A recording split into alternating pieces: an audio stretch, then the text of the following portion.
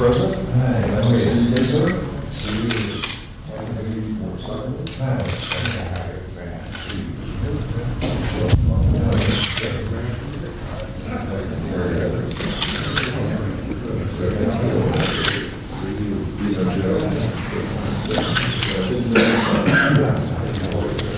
How do you do? That's terrific. You're still working out every day? Yep. I don't think I was as sick as as they made me out to be. Matter of fact, I wasn't sick at all. As I told some of your colleagues yesterday, all I had to do was get over the incision. Are you working with the Nautilus machines still? Yep. Back to the same routine, even the same weights that I was doing before. Good. I reduced those to start with. I didn't want to burst any stitches, but now it's all back to normal. Terrific. Well, since we have so little time, perhaps we should go ahead and start, if you don't mind, sir. Fine. We'll fire away. Mr. President, you've been briefed by Secretary Schultz on his trip to Moscow. Are you disturbed by the way the summit is shaping up as a result of that briefing? No, not at all, because obviously that trip wasn't to do any negotiating. It was to explore, to give to them what the ideas were that we thought should be discussed, that were of interest to us in the summit, and to find out from them what it was they wanted to discuss. And to that end, I think the meeting served a useful purpose.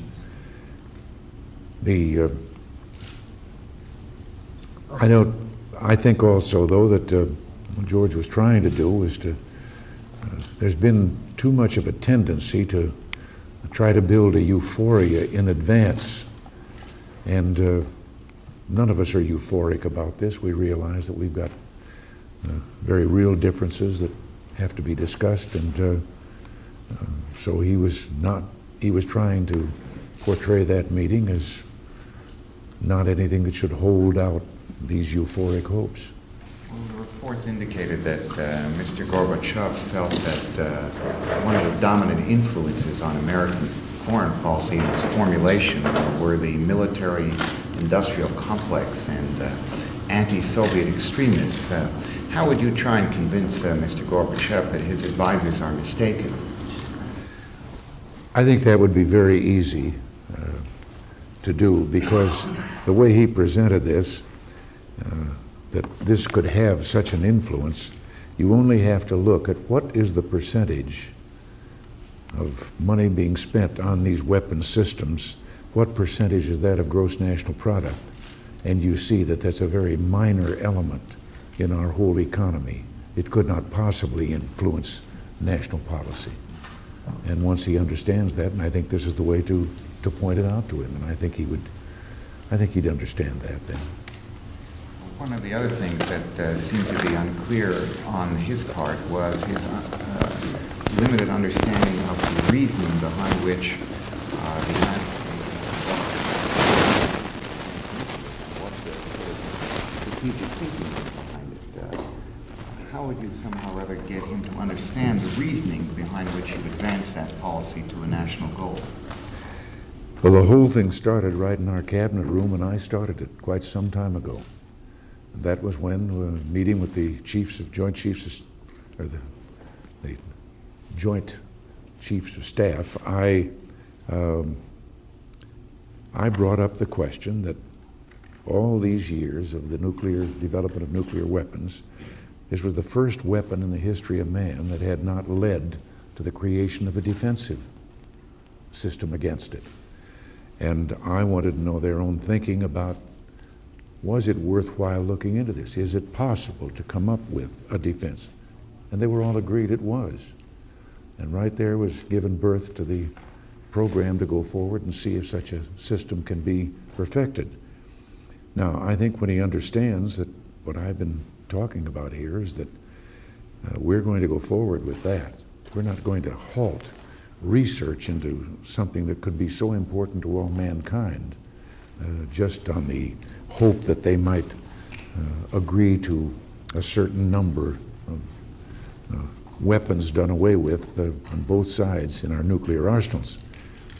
But that if and when the research would reveal that such a weapon is practical, that could intercept missiles on their way to the target, then I believe that system should be used to bring an end to the threat of nuclear war. And I really mean it when I say that I would like to propose then that with all the powers that have nuclear weapons, we sit down and work out an arrangement, if possible, where they will all agree to eliminate the weapons in return for which we would make this defensive system available to all the world. And if they wouldn't do that, that did not mean that we would forego deploying that weapon or that system. And so there was a mistake in interpretation several days ago about whether I was giving them. I think I resolved that with 2 words the other day. You mentioned research. What about testing and development as a different category for SDI activities as distinct from research? Are you committed to going ahead with testing and development as well, or is this something you would be prepared to negotiate? We believe that all of that comes within the ABM treaty. There have been protests from the Soviet Union that that isn't true. Well, we claim they've made some violations of the treaty, but we're not talking about violating the treaty. We don't think that that point comes up until you get to deployment. And then, before deployment, we would seek this kind of an agreement that I mentioned. So it's everything short of deployment that you feel is permissible under the treaty, under the ABM treaty. We believe that research in this process is covered by or is well within the bounds of the treaty. One of the other things that was indicated was that Mr. Gorbachev apparently was fairly combative and in a sense ideologically combative at the sessions with the Secretary of State and his party. How would you propose to deal with him in the sense of a negotiating technique under those circumstances? Well, I think that is understandable. No man would be in the position he's in unless he adhered to Soviet policy and communist philosophy and so forth. But I don't think that that's necessary to try and disabuse him of his beliefs. We have to live in the world together. And I think the idea is to point out to them that we're not out to destroy their system or change it, and we're not going to allow them to change ours. But if we recognize that it is an advantage to both of us to have continued peace and go forward with the systems under which we presently exist, but to eliminate the distrust between us.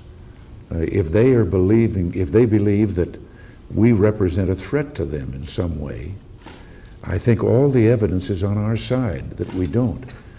By going back to the years following World War II, when we were the only major nation in the world that had not had its industry pounded to rubble by bombings, our military strength was at its very height. Even though we had grievous losses in the war, we had not been in it that long that we could match the other participants in that regard. And we had the ultimate weapon, a monopoly on that weapon. And it seems to me that to point out that in all those years, we not only did not take advantage of that strength when we could have dictated to the world, but we at that time, when we had the monopoly, tried to introduce measures that would place nuclear power of that kind in international hands, so that there wouldn't be any country with a monopoly on it. And the contrast is their vast military buildup, which is basically offensive, not a defensive buildup, as ours is, and their aggression, their policy that has taken them into Afghanistan and Ethiopia and South Yemen, here in our own hemisphere. And that if there's anyone that has a right to believe they're threatened, it is the West, to believe it is threatened by the Soviet Union. Does that mean that you think you might be able to persuade Secretary Gorbachev to agree to a set of principles in terms of helping accelerate the development of an arms control agreement that might guide the negotiators in Geneva? Let me put it this way, if I can, and I don't mean to talk too much about negotiating tactics in advance, then those tactics become useless. But if we can convince them, well, I summed it up the other day in a line that I wish I could quote the individual.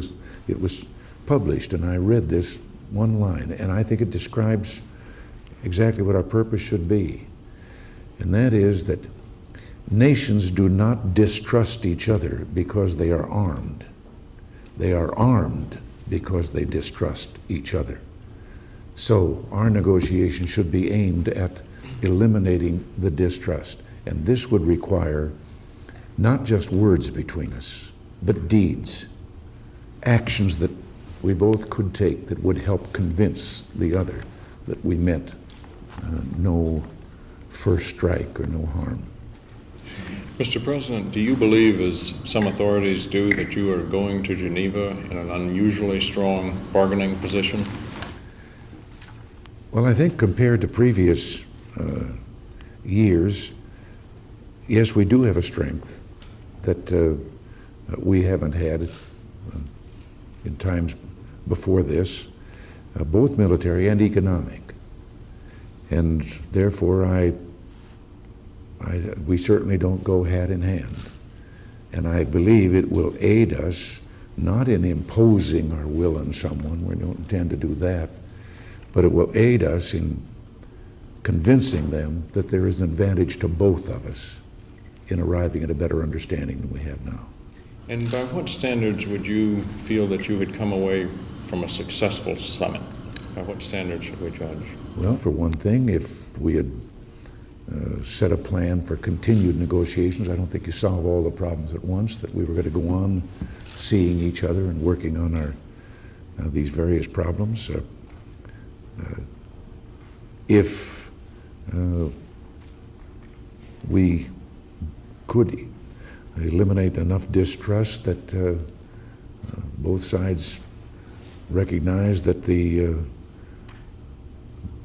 problem of arms control should now be turned over to our negotiators in Geneva to see, because they have said what we've said. Remember, they're on public record of claiming that they would like to see the elimination of nuclear weapons and certainly a reduction that might eventually lead to that. Well, if we both are agreed on that, then we certainly ought to be willing to find a way to get at it. Could I extrapolate from that question, Mr. President? Do I understand from what you're saying that you might expect yet from Geneva some kind of formal commitment from you and Mr. Gorbachev that would then be turned over to your negotiators to flesh out? Yeah, I can't believe that we will deal with specifics and numbers. The differences between us now, because it's apparent that we've agreed to some of the terms that they submitted in their proposal. Well, this to me is the first time I believe that I've seen that any beginning of real negotiations, having been engaged in negotiations in the labor management field on labor side for about 20 odd years. I've always believed you go in with your proposal, there's a counter proposal, and you keep on going until someplace between those two you arrive at something you think is mutually satisfactory. Well, now this has happened to us here with their return proposal. Ours now reflects some of our thinking on our original proposal, but acceptance of some of their terms. Now, if they're ready to continue with that process, that's where it belongs. And I think we'd be somewhat wasting our time if we tried to fight down to the wire on individual weapons or things of that kind in Geneva. I think the base that to me discussed there is much broader than that. It isn't really just a thing of arms control to be settled there. What is to be settled there is the thing that would make arms control a natural follow-up. Could I turn back to SDI for a moment, Mr. President? many experts seem to believe that if we pursue SDI, the Soviets will massively increase their deployment of ICBM. Now, isn't there a grave risk, therefore, if increasing their first strike capability against us faster than you could increase defenses? Except for one thing. While we're going forward with this SDI, they're going to have to understand that there's no way that we will let them achieve a great superiority in arms that puts us at risk. Now, if they're prepared to face that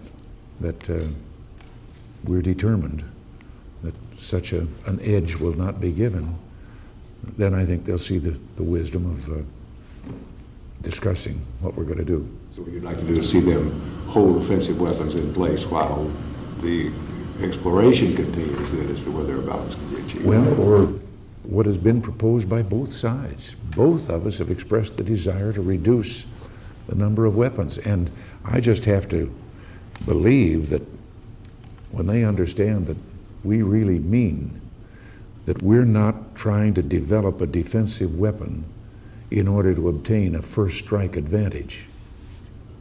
But in other words, we'll sit and talk with them before we take advantage of that weapon if once it is proven practical. Mr. President, if I might follow up on that, sir.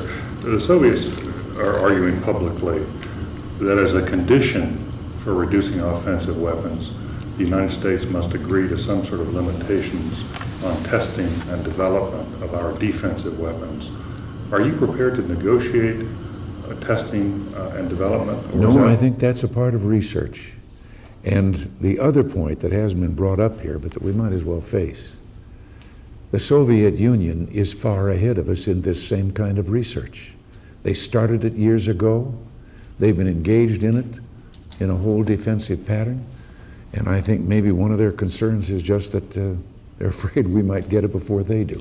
So in effect, you're saying that research, as you've defined it, is non-negotiable, that the offensive question ought to be discussed separately on board. We are going to seek to find out if there isn't a defensive weapon to match this offensive weapon.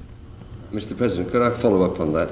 Is your SDI non-nuclear? I think you've said that in the past. That's right, yes. But we seem to be continuing underground testing of nuclear versions of SDI. Well, no, you must remember that we are still playing catch-up with them on nuclear weapons. They are several systems, new systems ahead of us in their modernization program. And so our testing is routine because down the line we have several projects on the drawing board that if need be, they obviously would probably be eliminated if we achieved an agreement on reduction of weapons. You don't rule out a ban on testing such as the Soviets have started, Mr. President. It's a possibility, is it? A total ban on nuclear testing? I think their proposal of that was unfair in that, as I say, they are ahead of us and we're playing catch up. And sure, it would be a great advantage if they could say a moratorium on testing and they would then have a built-in superiority and we would be prevented from trying to overcome that. Mr. President, one of the contentious issues has always been verification of any kind of nuclear arms control agreement. In recent interviews which we had in the Soviet Union, they indicated that they were prepared to accept additional technical means and on-site inspections both from Americans and from international bodies. Do you think this offers hope for a substantive agreement on the issue of verification? We hope so, that recognition of the need for that, because that has been one of the failing points in all the previous arms negotiations, this reluctance to allow any real verification. Indeed, we have charged them, and they know, with encryption on some of their testing, and that is actually by treaty ruled out, that our technical instruments that can track one of their tests and know the power of it and all of that, they have taken actions that are really forbidden by treaty to prevent our from being able to get that information. Mr. President, I wonder if we could move on to the question of past Soviet violations. As you know, the Defense Department is now in the final stages of preparing its report, expected to show that there have been Soviet violations of SALT II. If Mr. Gorbachev does not give you sufficient assurances in Geneva that he will comply with SALT II, will you continue to honor the terms of SALT II after it expires at the end of this year? I thought I made that plain when we said that we would continue the restraint that both had pledged to follow under SALT II, but it would be dependent on the Soviets' practice, their restraint also. Obviously, we're not going to sit here and stand by if we're the only ones that are practicing the restraint. So will you be asking in Geneva for assurances on that point? I think that will probably be discussed, yes. All right, so, sir, in the past you've also described as you know, the Soviet Union as an evil empire that reserved the right to lie, cheat, steal. After all your preparations for Geneva, do you still hold that view? Well, it really wasn't my view. That happened in the first press conference I ever held as president. And I was asked a question about whether we could believe them. And what I cited and quoted were statements by their own leaders over the years that summed up in one sentence are that there is no immorality in anything that furthers the progress of the world's socialist revolution. So we seem to be the only ones that in our philosophy are bound by morality. But you haven't changed your views of the Soviet Union as a result of all the preparations you've been doing here in the last few weeks. I'm hopeful that, as we've just been discussing about verification, that they are now going to agree to something in which we won't have to just take each other on good faith. We'll be able to prove what's going on. Mr. President, would you like to have annual summits with the Soviet leadership? And is that something that you'll be asking for in Geneva?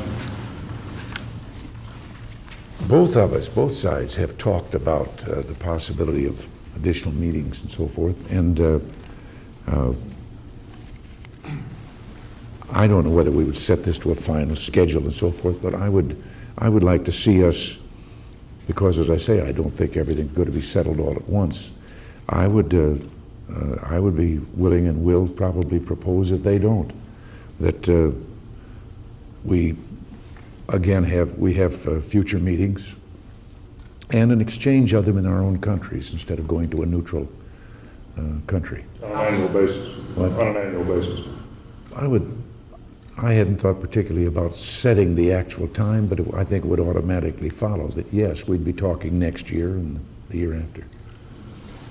If we could change the venue for a minute from Geneva back home here to Washington and some of the domestic problems. Your proposal for tax reform seems to be flying apart in the House Ways and Means Committee.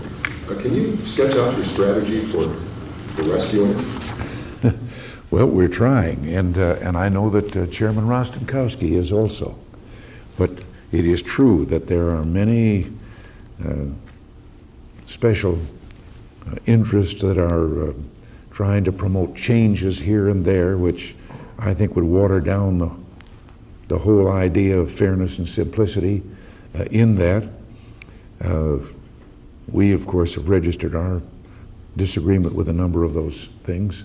And I think that there's also some of that is being brought about by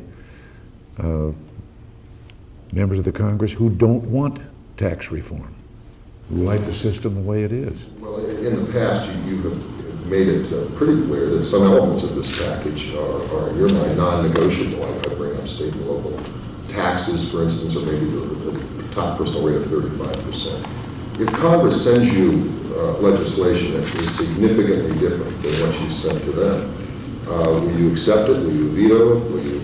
What are your plans? Well, I can't make that decision until I see what they come down with. What the tax reform must be is, first of all, revenue neutral. It must not be a concealed tax increase. which most people in this country have cynically and with justification come to expect that in the past, when they've heard somebody talk tax reform, it usually winds up as a tax increase, that it must be fair and it must be simple. One of the main things, I think the American people are more fed up with the present tax system because of its complexity than they are because of the amount of tax.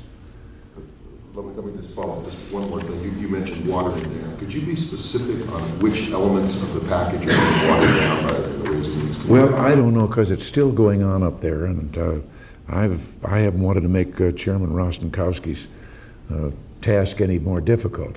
But I think what it deals with is constant coming back in with putting back loopholes that we think should be eliminated. And I think part of this is you can look at any of those loopholes that were put in for a legitimate reason, but they were put in when tax rates were extremely high. And I don't think that some of their arguments have looked at the fact that you can take away a loophole and the reduction of rates that is proposed will make you getting a tax cut rather than a tax increase, even with the loss of that loophole. I know that in my own state of California, the Tax Franchise Board, which is not exactly given to wanting to reduce revenues, they did a study and they said that the people of California, even with the non-deduction of state and local taxes, would be better off with this tax program at the new rates, because those are pretty sizable reductions in rates. I don't know whether offhand I can remember one example of the figures accurately, so please caution or heed that caution on it. But there were some figures, a study recently that showed where just a few years ago only 3% of the taxpayers in this country were in a 28% marginal tax rate. And I think you'll find now that over 40% of the taxpayers are in a marginal 28% tax rate. Now, this doesn't mean that more than 40% have now increased their revenues that much. They've increased the number of dollars, but in this inflationary age we've been through, the number of dollars does not reflect increased purchasing power. As a matter of fact, the average wage today is about it's more than $100 above what it was in 1977. It was $189.77. It's $299 now, but the $299 in 1977 dollars is only worth $171. So the people have taken a cut.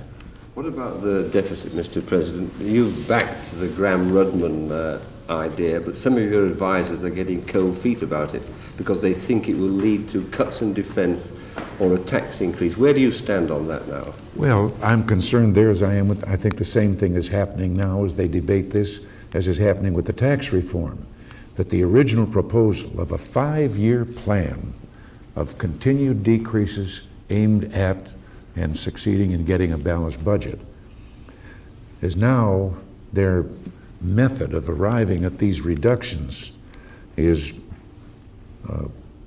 being debated and discussed, and proposals are being introduced that I think would make that good, sound policy of Graham-Rudman's Hollings as unacceptable in the basis of what it would do. And one of the targets is defense. There are factions in there. The same group of people in the Congress that passed 033. Now, I bought that. That resulted to get 0, as you know, is no increase other than inflation for 86, then 3% increase and 3% increase for the next 2 years. That, to achieve that, brought about a sizable reduction of the defense budget. But we accepted that. Now, without even allowing it to go into effect, the same Congress is up there introducing amendments and so forth that would eliminate that and would further make big cuts in the defense spending, and cuts that I don't believe we can afford. And certainly I wouldn't want to go to Geneva with those cuts in my hip pocket. So the House version of Graham-Rudman is unacceptable to you. What they're talking about is unacceptable. And you've drawn the line in the sand. You're going to insist upon 3% increase as you've agreed upon with that. And I agreed on that, and I don't think that Congress, who passed it and agreed to it, should now, in a kind of a sneaky manner, attempt to throw it out. Can we ask you about the Supreme Court, sir, jumping to another issue? As you know, the Attorney General Meese has said that the Supreme Court has not been following the original intentions of the Founding Fathers and ruling on such issues as prayer and criminal rights. Some members of the Court, as you know, have spoken up publicly in disagreement, saying that the law has evolved over time and must take into account other factors. Could you tell us your views on that?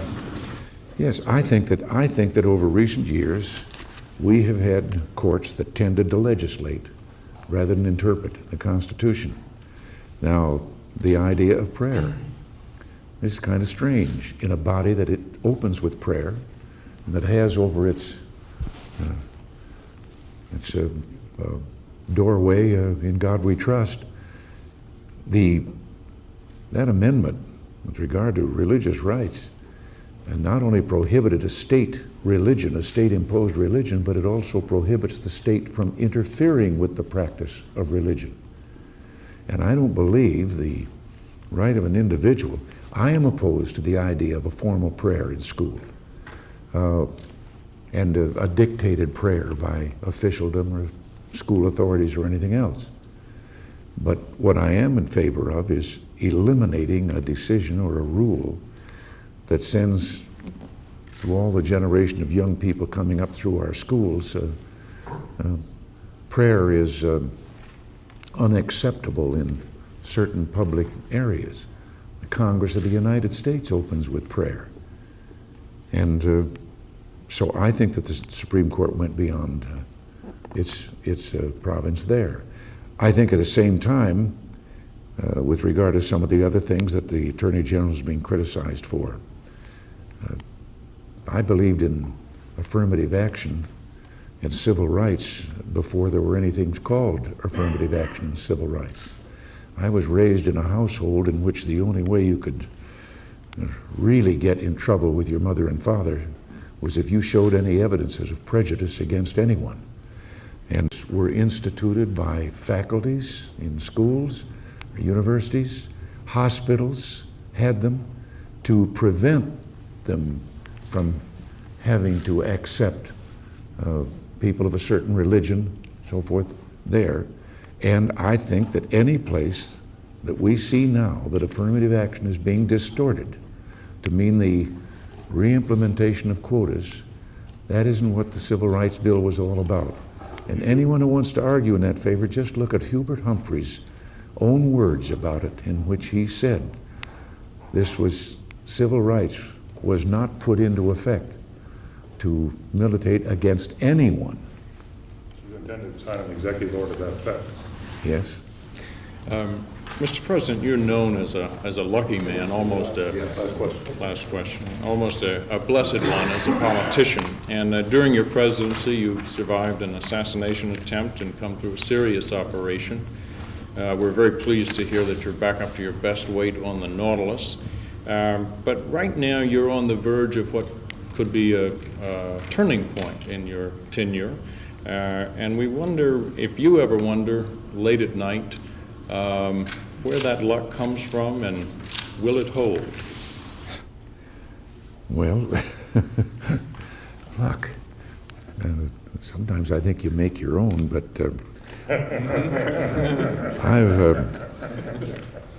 I've always thought that maybe what some people are calling luck is just answers to prayers. Incidentally, I've got to take something back here. I realize I did something out of line when I said I would sign, when I would sign an executive order. I just realized that this is the point at issue. And I guess what was in my mind is that I would be willing to support such a thing to ensure that there would not be quotas. But I don't think I have a right to say that I would sign what is at issue now until I have let everybody have their say at me. hear their Reflect opinions. that, Yes. sir, and thank you very much for your time. Thank you, Mr. President. Very much. Pleasure. Enjoy it.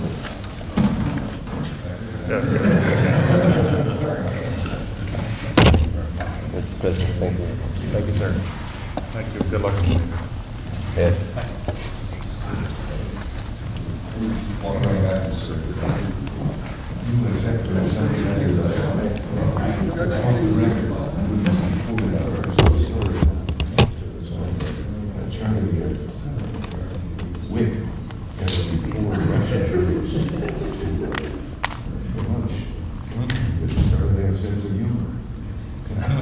They got to talking about the NAFTA shut down the Soviet Union.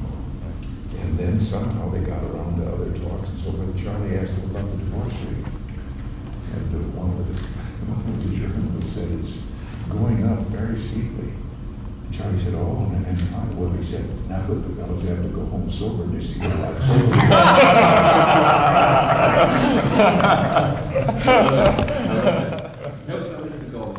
They stopped serving vodka until 2 o'clock in the afternoon. That was the regulation that was passed. And now when you go to a restaurant, they only start lunch at 2 o'clock. Thank you. Thank you very much.